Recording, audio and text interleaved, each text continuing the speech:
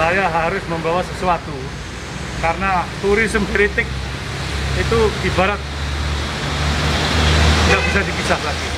Jadi saya harus mengemas tourism heritage ini adalah bagian dari kita, dan kebetulan juga saya menemukan itu sosok pelaku wisata heritage Pasuruan. Nah, ada kalanya memang Bapak Indra ini akan mengenalkan diri sehingga kita akan lebih tahu tentang heritage Pasuruan dan lain-lain. Silakan Pak. Selamat siang Bapak. Ya.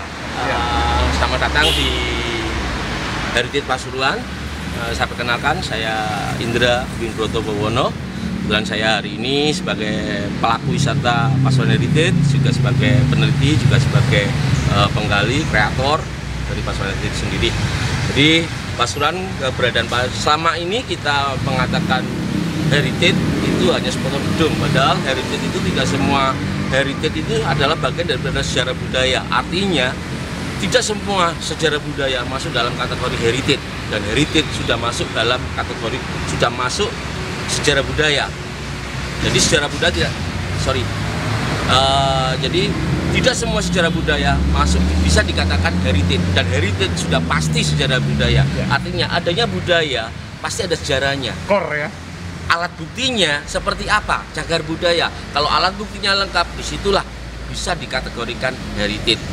Jadi gedung A dengan gedung B yang sini ada kawasan banyak gedung cagar budaya, ini saling berangkaian. Artinya ini adalah menunjukkan sebuah peradaban. Dan tidak kita meninggal gedung itu aja, tidak.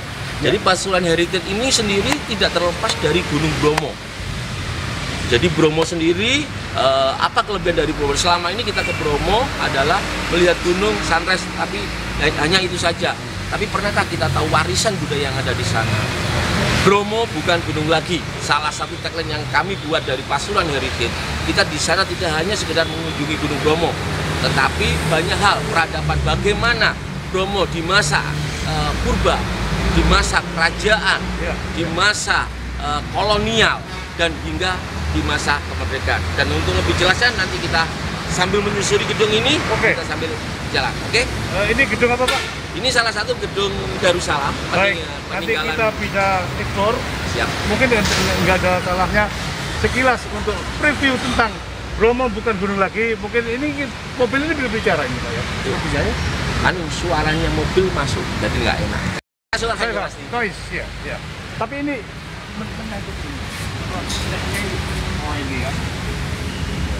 Udah, tamat. Dari sini dulu ya. Ya, oke. Ini salah satu Bromo bukan gunung lagi. Keunggulan warisan budaya adalah Pusar Bromo.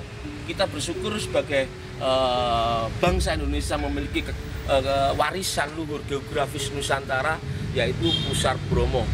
Pusar Bromo ini apa? Ada sebuah wilayah di mana di titik itu memiliki medan magnet yang memiliki gravitasi yang sangat kuat dan mampu menarik energi negatif manusia, sehingga dia menimbulkan sebuah energi positif yang dalam orang Tengger itu disebut Brahma Bromo.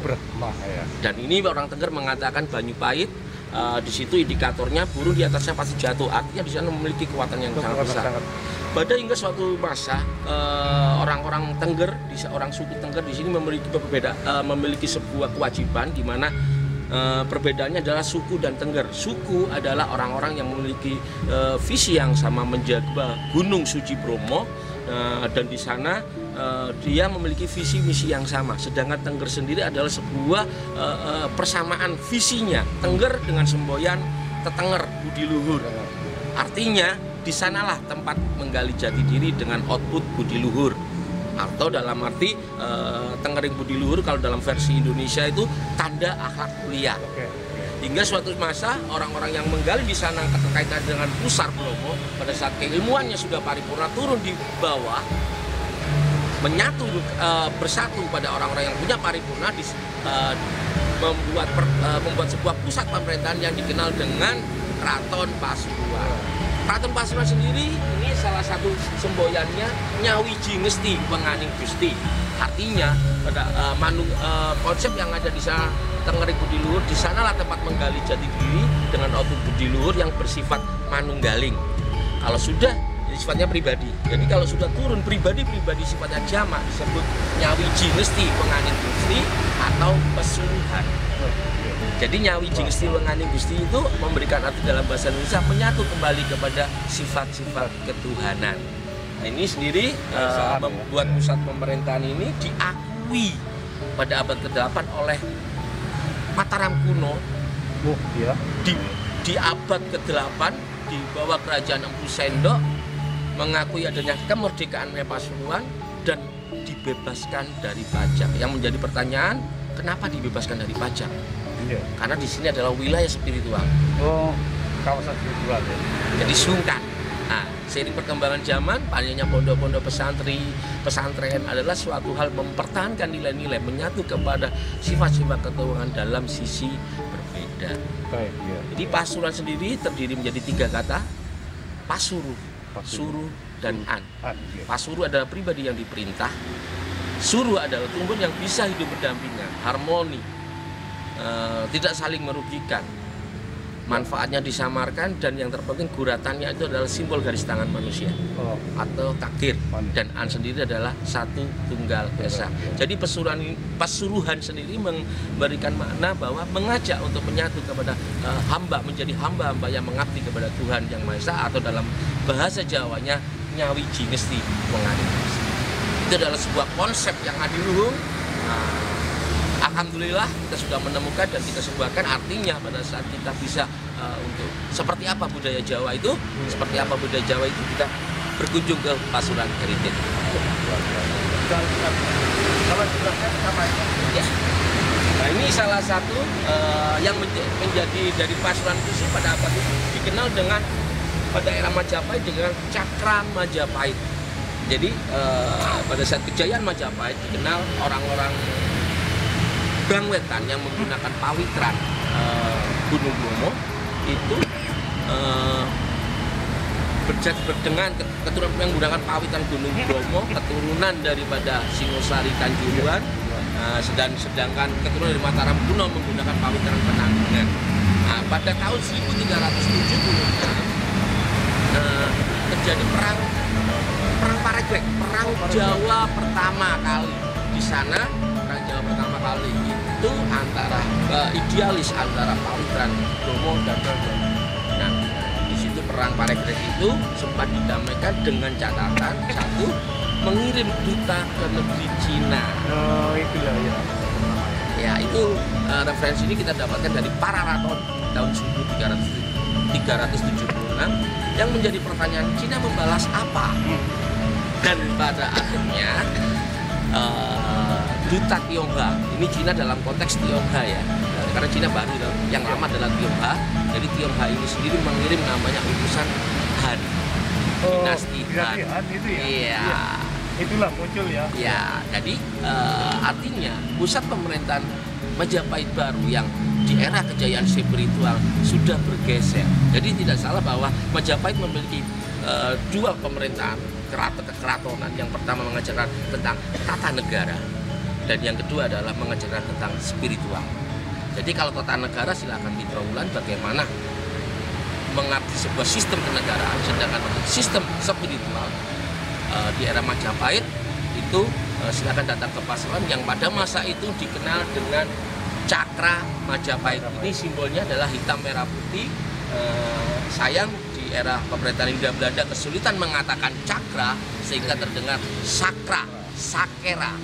Kenapa ada di Madura? Karena di sana juga ada keturunan Cakra Ningrat. Dan banyak Majapahit sendiri memiliki keturunan antara lain Cakra Negara, Cakra Buana, Cokrobowono, Cakra Ningrat. Dan itu adalah keturunan-keturunan yang melindungi daripada Cakra Majapahit. Hingga suatu saat betul kalau komitmen bahwa Majapahit sangat kuat karena dilindungi oleh kekuatan yang besar. Nah di sini di era Majapahit itu sendiri ini dikenal dengan Candi Jawi, perang Paregrek. Ada nanti perang Paregrek itu sendiri menyisakan situs, tapi ini dibangun ulang yang menunjukkan tentang batas. Candi Jawi adalah sebuah dikenal dengan Candi Wates juga, artinya ada batas luar dan batas dalam, memberikan pengertian bahwa ada batas luar dan batas dalam. Batas luar adalah wilayah di luar Jawa bagian timur. Jadi batas dalam inilah batas Jawa bagian timur yang menjadi cikal bakal sejarahnya Jawa Timur. Jadi Jawa bagian timur itu batasnya dari mana? Dari mulai Sungai Porong hingga Kali Brantas sampai Tapal Kuda yang dikenal dengan Tapal Kuda. Sedangkan Delta itu adalah daerah Jenggolo itu sendiri adalah tanah otonomi, tidak masuk dalam konteks kalau kita merana ke perjanjian Giyanti itu adalah 1955 ya? Iya, 1705. Itu tidak terganggu, tidak masuk dalam ranah Mataram, daerah untuk merdeka. Sehingga pada saat peperangan di era penyerahan penguasaan dengan VOC sebagai pada masa itu dengan Amangkurat, itu VOC yang dikirim di Kejayaan Utung Suropati, kita kalah dan akhirnya, dan bahkan Utung Suropati sempat meminta bantuan ke Cirebon, sempat membantuan ke Surakarta sampai ke Cakranegara Bali, tapi kita tetap kalah. Akhirnya Pasuruan diambil alih oleh VOC, diserahkan oleh Amangkurat sebagai upah pembayaran perang yang dikenal dengan perjanjian Giyanti itu sendiri. Dan itu terjadi tahun 1705. Nah, seperti itu. Nah, terus yang menjadi pertanyaan, selama itu apa yang dibangun oleh VOC di era di pusat Jawa bagian timur ini, Keraton Jawa Timur. Nah, VOC membangun kota baru yang dikenal Kota Bawah, yang dikenal pada masa itu dengan Pasuruan. Jadi pergeseran dari Pesuruhan menjadi Pasuruan itu menunjukkan Kota Bawah. Kota Bawah itu terdiri dari ada istana Portugis, istana British, ada istana Roma, istana Han, dan ini juga salah satunya istana Han ya. Nanti kita coba. Ya, istana Han salah satunya. Nah, itu sendiri membangun Kota Bawah yang terintegrasi dengan salah satu perusahaan VOC-nya. Dia memiliki pembangunan, salah satunya adalah pengecoran yang dikenal dengan Bromo NV. Salah satunya adalah pabrik tenunnya, Ebritech, Netherlands British Textile, dan semuanya masih ada semua. Dan kita bersyukur sebagai warga Pasuruan kita masih bisa melestarikan benda-benda cagar budaya. Ya ini salah satu peninggalan di era abad 16 di mana Tionghoa di saat perang Parembek itu sendiri untuk mendamaikan mengirim duta ke Tionghoa. Tionghoa membalas apa? Tionghoa membalas Han awalnya. Han, dinasti Han, bangsa Han. Han ini membangun peradaban bersama orang-orang Jawa bagian timur, orang-orang Pesuruhan ya.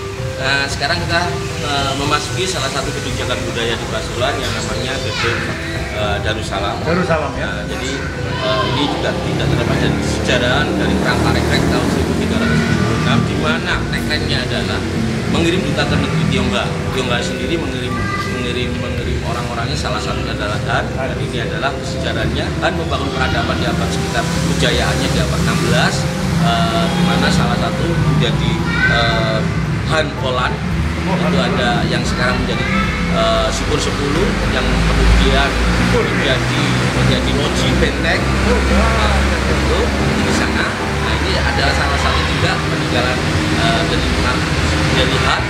Tapi di sini perempuan Han Swandio. Han Swandio sendiri memiliki suami yang namanya Situ. Dan di situ Han Swandio meninggal dan di situ meneruskan. Jadi ini adalah salah satu istana yang dibangun oleh warga keraton juga, yang dibangun oleh bangsa Han, oleh Tionghoa. Jadi istana keraton itu tidak harus dijaga oleh raja, tapi bangsawan. Nah, identitasnya adalah satu dari bangunan itu, dua sekunder. Artinya etika, pengamanan, pelayanan tidak ada. Keseimbangan ya. Dan Pasuruan memiliki banyak gedung seperti itu di kawasan Kota Bawah yang lebih dikenal dengan Donggolu. Donggolu itu sendiri adalah istana-istana yang dibatasi oleh jalan-jalan blok jalan ini. Di mana di dalamnya ada istana Portugis, istana Han, istana British, istana Roma, dan yang persekutuan dagang pada kejayaan Eropa terdahulu. Dalam berarti Pasuruan ini Pak dari penjelasan jenengan, Anda bisa bayangkan luasnya dan hebatnya saat itu ya, kekuatan-kekuatan yang menopang itu ya. Serba kebetulan ketemu semua Pak. Iya. Ketemu dengan Heritik pelaku pengelola Iya, ini juga Mas dengan pasukan Cakra dan lain-lain, semuanya kebetulan semua. Jadi, Iya. dan alhamdulillah tadi saya matur ke marketing, Pak diizinkan sebentar untuk awalnya untuk review. Oke, ini salah satu pemilik gedung Darussalam. Berkat beliau, salah satu cagar budaya ini bisa terlestarikan dengan indah dan bisa kita nikmati hingga sekarang. Beliau salah satu Pak Hanif, putra, nanti kesejarahnya bagaimana pengalihan dari Han ke rumah keluarga Pak Hanif, nanti beliau akan bercerita sendiri. Nanti kalau kami dari sisi secara makro. Ya. Oke, itu aja. Oke, mari silakan. Saya mau keliling dulu Pak ya. Iya, Terima kasih. Iya. Kalau ngomong aja nggak apa-apa, lanjut aja.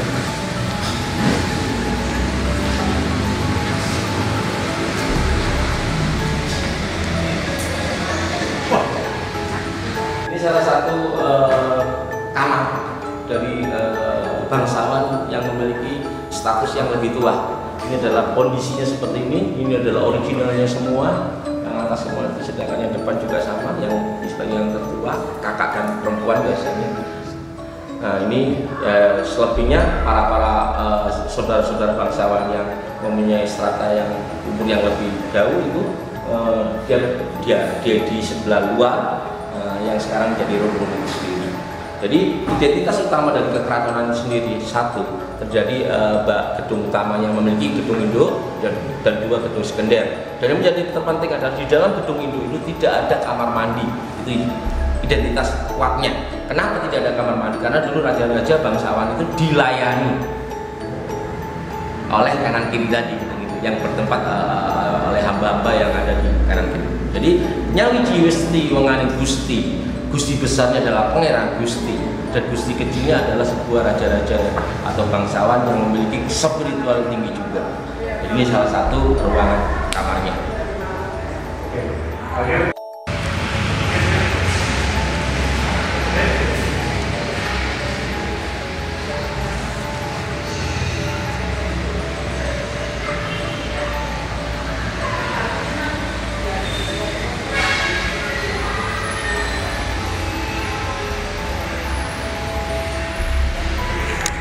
Ini salah satu yang menjadi pertanyaan adalah kenapa bangsa Han, orang-orang Tionghoa memilih Pasuruan daripada Kaulan dan Kertanegara. Dia lebih cenderung ke spiritualnya. Jadi adanya ketertarikan ke membangun peradaban di Pasuruan bersama orang-orang Jawa. Di Jawa ini sendiri adalah batasan orang-orang Pasuruan sendiri, itu tidak terlepas dari persamaan budaya. Ini adalah salah satu buktinya. Ini adalah altar tempat persemayaman abu. Nah, ini dibangun juga lama. Nah, ini tidak terlepas dari budaya yang ada di Jawi. Jawi sendiri adalah perabuan tentang Kertanegara. Jadi perabuan artinya menghormati leluhur, mempercayai dengan leluhur, bahwa menghormati adanya perjuangan leluhur itu sendiri di masa itu. Lantas apa saja lagi pergeseran peradaban di era Pasuruan, dari khususnya di era Tionghoa, nanti ada kita jelaskan lebih detail lagi. Jadi ini adalah bagian kecil dari Pasuruan yang multicultural dari sisi Tionghoanya, belum lagi dari sisi Jawanya, belum lagi dari sisi Eropanya. Banyak hal yang kita kupas, seperti salah satu contohnya kita punya kota atas, punya istana pemerintahan, pusat pemerintahan Jawa bagian timur setara dengan Istana Negara yang dibangun lebih tua tahun 1847. Dia memiliki pemandian di atas langit-langit, terintegrasi dengan riset penelitiannya, dan semuanya itu akan kita kuak lebih jauh, lebih dalam, apa saja, termasuk revolusi industri, revolusi ilmu pengetahuan, banyak hal. Jadi inilah salah satu kelebihan daripada Pasuruan Heritage, bahwasanya kami di sini Pasuruan Heritage berdiri adalah untuk menyambung kembali sebuah garis merah sejarah. Jadi jangan berharap untuk kepentingan generasi, jangan sampai ke paten obor. Siapa yang menang jika generasi tidak memahami sejarah? Berarti penjajahan. Apakah itu pernyataan kita? Jadi Artinya transfer knowledge-nya melalui media-media seperti ini ya. pariwisata, Pariwisata, Iya. jendelanya melalui pariwisata, maksudnya. Ya. Itu paling mudah. paling mudah. Mudah adaptable, sehingga biar dia mudah adaptasi. Adaptasinya eksklusif, kemasannya dalam bentuk kegiatan-kegiatan turisme, tapi masuk nilai-nilai tadi itu ya. Ya, jadi nanti kegiatan ini langsung kita eksklusif dalam kemasan pariwisata biar generasi tahu apa yang ditinggalkan. Artinya melihat gajah di dalam ruangan dengan melihat gajah di kebun binatang akan berbeda. Jadi ini takjak kebun binatang dan dalam konteks pariwisata living in the museum kita memang nyata di kawasan heritage Pasuruan ini yang di dalamnya banyak sekali peninggalan peradaban dari masa ke masa. Jadi itu saja salah satu apa yang bisa kami sampaikan. Satu hal, kita sebagai putra bangsa, di mana harga diri kita pada saat kita tidak memahami sejarah kita sendiri dan tidak bisa membeli sejarah kita sendiri. Kenapa? Karena cagar budaya itu sudah diambil alih oleh banyak orang, swasta. Dan ini saya berharap pemerintah pusat Republik Indonesia harus mengambil alih lagi. Terima kasih. Assalamualaikum.